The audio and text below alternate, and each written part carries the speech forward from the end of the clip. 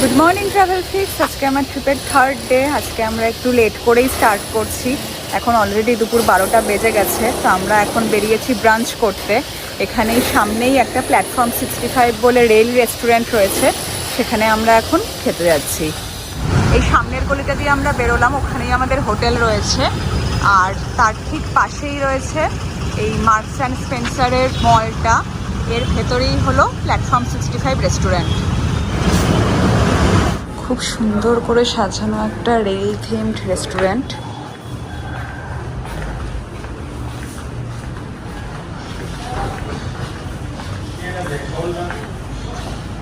এখানে বসার সিটগুলো ট্রেনের সিটের মতো বানানো হয়েছে।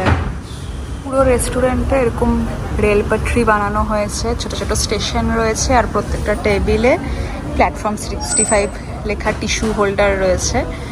যখন আপনারা অর্ডার করবেন তখন খাবার এই রেল পাটরির মাধ্যমে ডেলিভার করা হবে।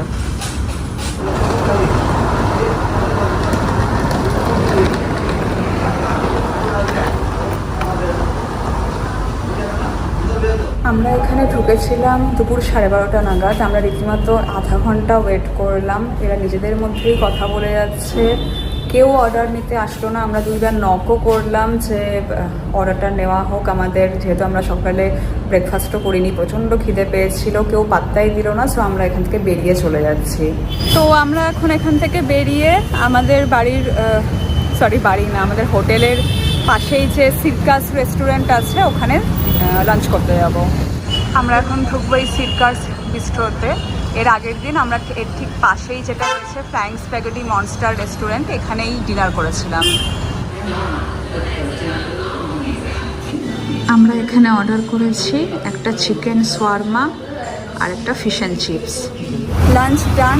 এখানে খাবার খুবই ভালো ছিল। ও অলরেডি দুপুর 2টো বেজে গেছে। এখন আমরা যাব হলো ইয়ারাদা বিচ।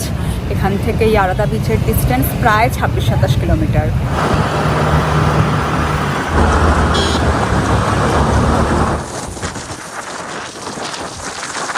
3:45 বাজে।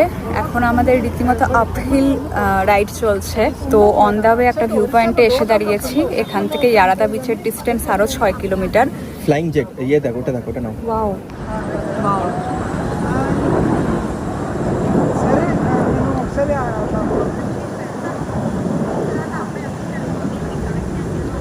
ওইখান থেকে ভাইজ্যাক সিটির খুব সুন্দর ভিউ পাওয়া যাচ্ছে। আমরা দার্জিলিংয়ের পাংখাবাড়ি রাস্তার মতো অনেকটাই আপহিল রাইড করছি। তো বুঝতে পারছি না বিচ এত উঁচুতে কি করে, আরও না গেলে বোঝা যাবে না।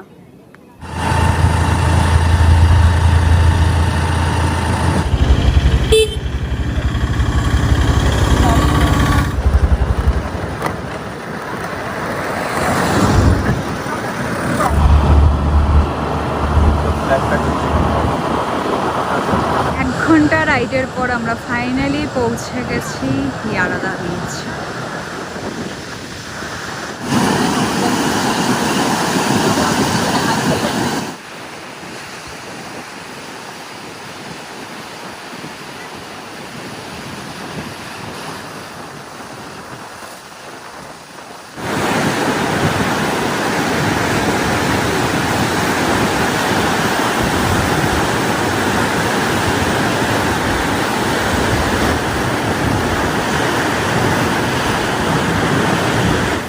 আমরা গত দুদিনে যতগুলো বিচ দেখেছি, এই ইয়ারাদা বিচেই মেনটেন্যান্সের অভাব সব থেকে বেশি চোখে পড়লো।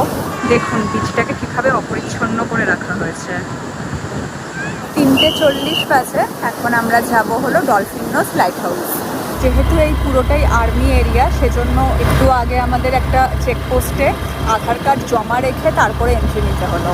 গেছি লাইট হাউসের এন্ট্রি পয়েন্টে। এটা হলো দুপুর 3টে থেকে বিকেল 5টা পর্যন্ত খোলা থাকে। এখানে এন্ট্রি ফি পার পারসন 10 টাকা।